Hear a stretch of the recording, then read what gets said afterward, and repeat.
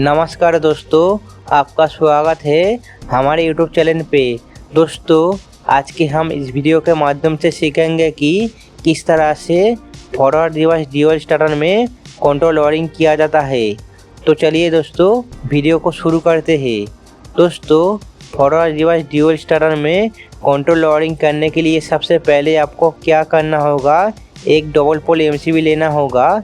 इसके बाद इसमें फेस एंड न्यूट्रल सप्लाई को इनपुट कर देना होगा। इसके बाद MCB के आउटपुट टर्मिनल से न्यूट्रल सप्लाई को आउटगोइंग करके फॉरवर्ड कॉन्टैक्टर और रिवर्स कॉन्टैक्टर के A2 टर्मिनल के साथ कुछ इस तरह से कनेक्ट कर देना होगा। इसके बाद MCB के आउटपुट टर्मिनल से फेस सप्लाई को आउटगोइंग करके ओवरलोड रिले के 95 नंबर NC टर्मिनल के साथ कनेक्ट कर देना होगा।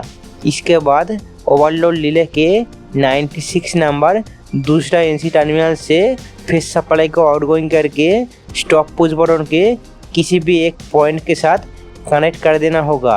इसके बाद स्टॉप पुश बटन के दूसरा पॉइंट से फेस सप्लाई को आउटगोइंग करके फॉरवर्ड पुश बटन और रिवर्स पुश बटन के एक एक पॉइंट के साथ कुछ इस तरह से कनेक्ट कर देना होगा। दोस्तों, इसके बाद मोटर को फॉरवर्ड डायरेक्शन और रिवर्स डायरेक्शन में चलाने के लिए हमें क्या करना होगा, इन दोनों कॉन्टैक्टर के बीच में इंटरलॉकिंग वायरिंग करना होगा। दोस्तों, इंटरलॉकिंग का मतलब होता है कि अगर फॉरवर्ड कॉन्टैक्टर ऑन रहता है तो रिवर्स कॉन्टैक्टर ऑफ रहेगा। ठीक इसी प्रकार अगर रिवर्स कॉन्टैक्टर ऑन रहता है तो फॉरवर्ड कॉन्टैक्टर ऑफ रहेगा। मतलब कि फॉरवर्ड रिवर्स स्टार्टर में मोटर की डायरेक्शन बदलने के लिए इन दोनों कॉन्टैक्टर का उपयोग किया जाता है, एक फॉरवर्ड कॉन्टैक्टर और एक रिवर्स कॉन्टैक्टर। दोस्तों, अगर गलती से कभी भी दोनों कॉन्टैक्टर एक साथ चालू हो जाता है तो इसके कारण मोटर में शॉर्ट सर्किट हो सकता है, जिसके कारण मोटर और 3 फेज लाइन जलने का चांस रहता है।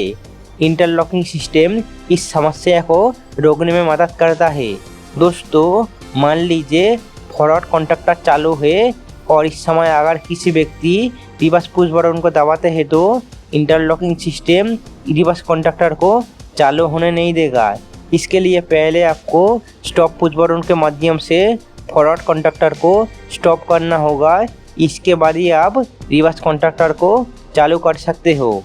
तो चलिए दोस्तों, दोनों कॉन्टैक्टर के बीच में इंटरलॉकिंग वायरिंग कैसे किया जाता है, वायरिंग के माध्यम से समझ लेते हैं।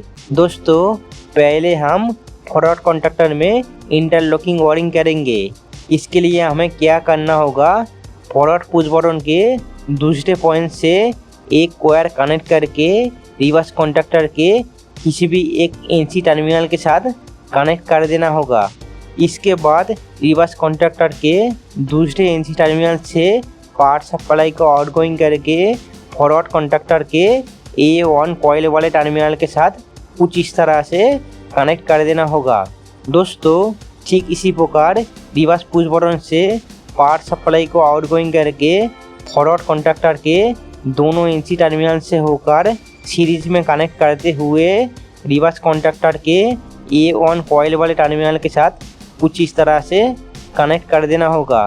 दोस्तों, अगर हम इस समय फॉरवर्ड पुश बटन या फिर रिवर्स पुश बटन को प्रेस करके किसी भी एक स्टार्टर को चालू करते हैं तो स्टार्टर चालू होगा, लेकिन जैसे ही हम पुश बटन को छोड़ देंगे तो तुरंत ही स्टार्टर बंद हो जाएगा, क्योंकि अभी तक हमने इन दोनों स्टार्टर में होल्डिंग वायरिंग नहीं किया है।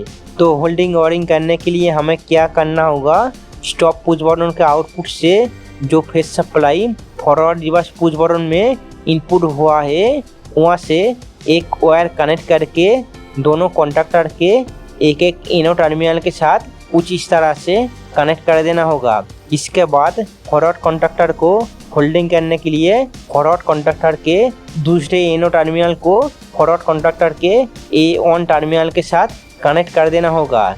दोस्तों, ठीक इसी प्रकार रिवर्स कॉन्टैक्टर के दूसरे इनो टर्मिनल को भी रिवर्स कॉन्टैक्टर के A1 टर्मिनल के साथ कुछ इस तरह से कनेक्ट कर देना होगा। दोस्तों, ठीक इसी तरह से रिवर्स फॉरवर्ड स्टार्टर में कंट्रोल वायरिंग कंप्लीट होता है। दोस्तों, अगर आप इस समय मोटर को फॉरवर्ड डायरेक्शन में घुमाना चाहते हो तो फॉरवर्ड पुश बटन को प्रेस करना होगा। इसके बाद अगर आप मोटर को रिवर्स डायरेक्शन में चलाना चाहते हो तो पहले आपको स्टॉप पुश बटन के माध्यम से फॉरवर्ड कंडक्टर को स्टॉप करना होगा। इसके बाद ही आप रिवर्स पुश बटन को प्रेस करके मोटर को रिवर्स डायरेक्शन में घुमा सकते हो। दोस्तों इसके बाद अगर आप इन दोनों स्टार्टर में इंडिकेटर की वायरिंग करना चाहते हो तो आपको दोनों कंडक्टर के ऊपर एक एक करके ऑक्सिलियरी एड ऑन ब्लॉक को सेट करना होगा। इसके बाद एक फॉरवर्ड इंडिकेटर, एक रिवर्स इंडिकेटर, एक स्टॉप इंडिकेटर और एक टिप इंडिकेटर लेना होगा एंड इन चारों इंडिकेटर के एक एक पॉइंट को न्यूट्रल वायर के साथ कुछ इस तरह से कनेक्ट कर देना होगा। इसके बाद फॉरवर्ड कंडक्टर के A1 टर्मिनल को फॉरवर्ड इंडिकेटर के बाकी एक पॉइंट के साथ कनेक्ट कर देना होगा। ठीक इसी प्रकार रिवर्स कंडक्टर के A1 टर्मिनल को भी रिवर्स इंडिकेटर के बाकी एक पॉइंट के साथ कनेक्ट कर देना होगा। दोस्तों इसके बाद स्टॉप इंडिकेटर की वायरिंग करने के लिए हमें क्या करना होगा, फॉरवर्ड कंडक्टर के जिस भी एनो टर्मिनल में face supply stop push button के आउटपुट से इनपुट हुआ है उस वाले एनो पॉइंट से एक वायर कनेक्ट करके फॉरवर्ड कंडक्टर के ऊपर लगा हुआ एड ऑन ब्लॉक के किसी भी एक एनसी टर्मिनल के साथ कुछ इस तरह से कनेक्ट कर देना होगा। इसके बाद एड ऑन ब्लॉक के दूसरे एनसी टर्मिनल से फेस सप्लाई को आउटगोइंग करके रिवर्स कंडक्टर के ऊपर लगा हुआ एड ऑन ब्लॉक के किसी भी एक एनसी टर्मिनल के साथ कनेक्ट कर देना होगा। इसके बाद इसी एड ऑन ब्लॉक के दूसरे एनसी टर्मिनल से फेस सप्लाई को आउटगोइंग करके स्टॉप इंडिकेटर के बाकी एक पॉइंट के साथ कुछ इस तरह से कनेक्ट कर देना होगा। मतलब कि फॉरवर्ड रिवर्स कंडक्टर में से जिस भी कंडक्टर जब ऑन होगा तब उस वाले कंडक्टर के A1 टर्मिनल से फेस सप्लाई आउटगोइंग होके उसी कंडक्टर के साथ जुड़ा हुआ इंडिकेटर को ऑन करवा देगा। दोस्तों इसके बाद अगर आप इस वाले स्टार्टर को स्टॉप करते हो तो स्टॉप पुश बटन के आउटपुट से फेस सप्लाई दोनों एड ऑन ब्लॉक के एनसी टर्मिनल से होकर आउटगोइंग होके स्टॉप इंडिकेटर को ऑन करवा देगा।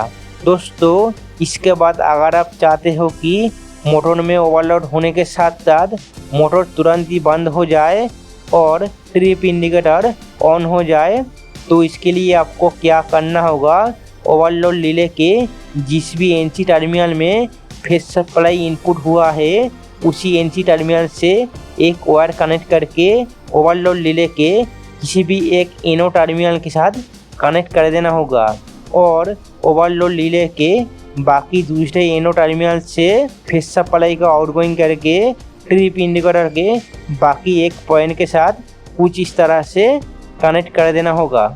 मतलब कि ओवरलोड रिले जैसे ही टिप करेगा तो तुरंत ही ओवरलोड रिले के एनसी टर्मिनल इनो में कन्वर्ट हो जाएगा और इनो टर्मिनल एनसी में कन्वर्ट होके फेस सप्लाई को आगे की तरफ फ्लो करवा देगा जिसके कारण टिप इंडिकेटर ऑन हो जाएगा। दोस्तों अगर आप फॉरवर्ड रिवर्स ड्यूअल स्टार्टर में पावर वायरिंग सीखना चाहते हो तो ऊपर आई बटन में जाके इस वीडियो को जरूर देख लेना। दोस्तों आशा करता हूँ कि आज की इस वाले वीडियो से आपको बहुत कुछ जानकारी मिला। दोस्तों इसी तरह के और भी इम्पोर्टेंट जानकारी पाने के लिए और इलेक्ट्रिकल से रिलेटेड ड्राइंग सीखने के लिए आप मेरे चैनल को लाइक शेयर सब्सक्राइब करके बेल आइकन को ऑल करके रखना ताकि मेरे हर वीडियो का नोटिफिकेशन आपको मिलता रहे। और अगर आप इस वीडियो को फेसबुक से देख रहे हो तो मेरे पेज को फॉलो करके जाना।